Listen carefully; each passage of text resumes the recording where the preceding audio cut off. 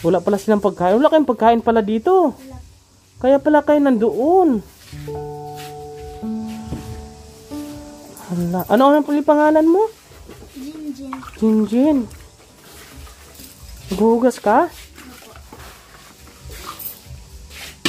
Hindi ka nahirapan sa sitwasyon nyo? Nahirapan ka minsan. Yan po mga kababayan, puntahan namin yung bahay po ng dalawang magkapatid na nakita nating nagbukas ng pintuan dyan at humihingi po mga kababayan. Ngayon, Day, puntahan natin yung bahay nyo para makita ko. Tapos yung kung anong bibilhin natin, kung anong kailangan nyo. Nabanggit mo rin sa akin yung wala kang gamit sa school, notebook, wala. At bag. Okay, ngayon bibili mo natin ng bigas, kuya. Idaan kami doon sa bilihan ng bigas. Bukasan? Oo, bibili tayo ng bigas. Dito bibilihan muna natin ng bigas po mga kababayan. At pupunta tayo sa bahay po nila. To 25 kilos. Oo. Sige, bigyan mo ko isa. Palagay na lang doon. Oh. Yatan mo. Kaya na. Susunod ako ha. Ito po yung sentro po no ng Sipalay City. Ito yung market ng Sipalay City po mga kababayan. Gusto po natin makita po mga kababayan yung lugar po nila para po na kapag merong gustong tumulong or merong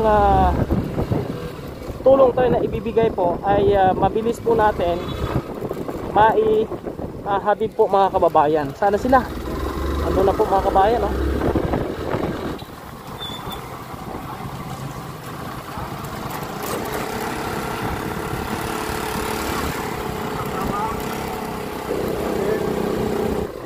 Nandito daw po. Saan ang bahay nila? Saan ang bahay nyo ngayon? Saan? Saan? Oh. Saan? Pinapatira lang sila dyan?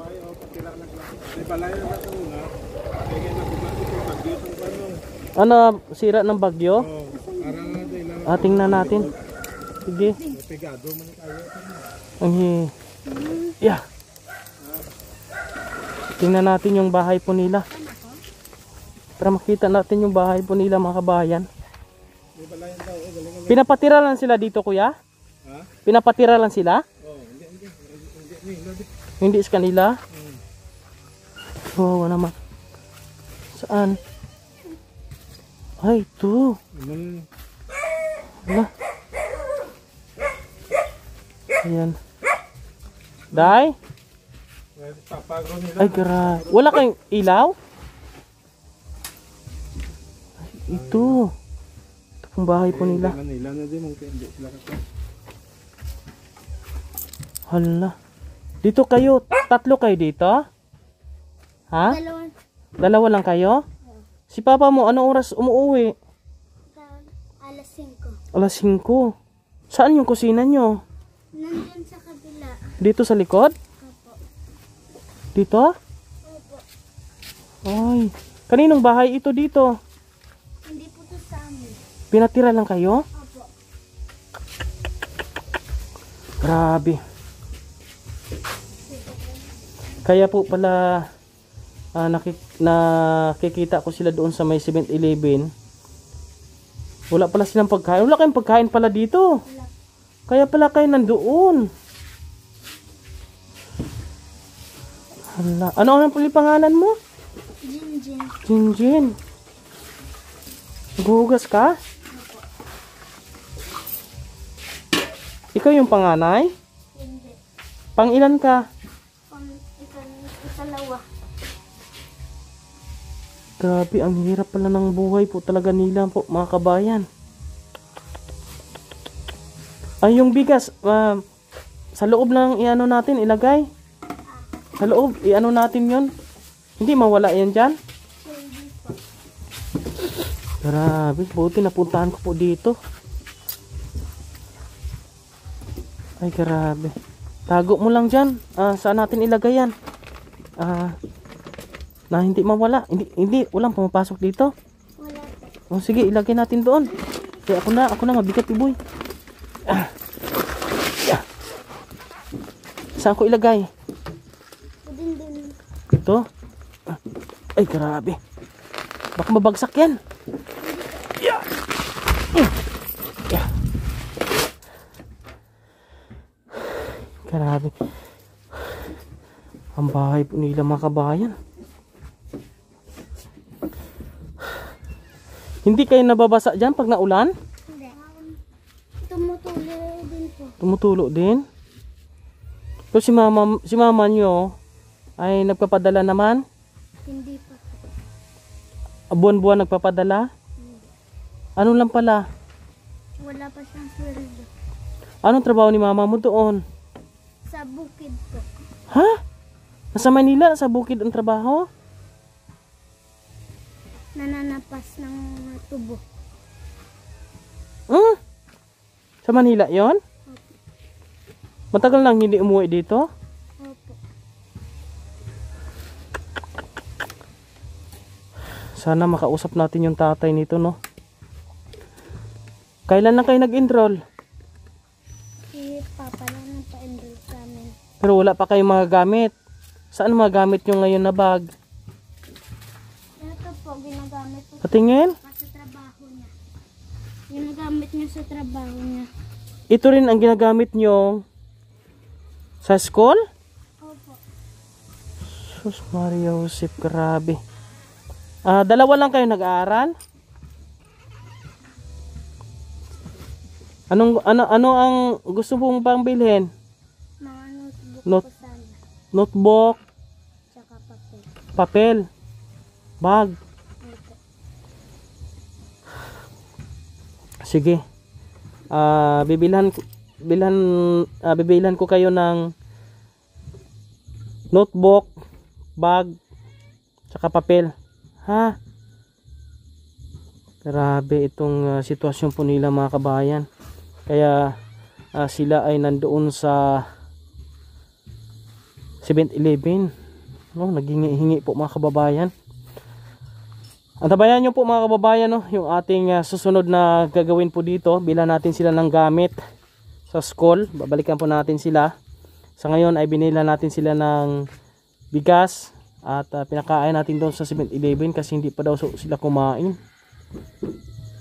Ayan. Sige. Yung bigas, matagal-tagal yung magsaing kayo. Marunong ka ba magsaing? Ha? Mamaya lang si Papa yung magsasaing. Hindi ka pa marunong magsaing? Hindi pa? Okay. Sige. Yan po mga kababayan, no? Abangan nyo po yung update natin dito sa kanila at tutulungan po natin sila mga kababayan sa abot nating kakayahan at babalikan po natin sila sa susunod na araw, no? Mga ano ba tayo ngayon? Miyerkules, Huwebes, no? Balikan po natin sila. Bukas na lang, ha? Balikan ko kayo bukas dito. Saan kayo? Sa 7-Eleven? Balikan ko na lang kayo, ha? Kasi sa ngayon, wala akong dalang budget. Ang budget ko dito, binili ko na ng bigas para sa inyo. Bukas balikan ko kayo, ha? Bilang ko kayo ng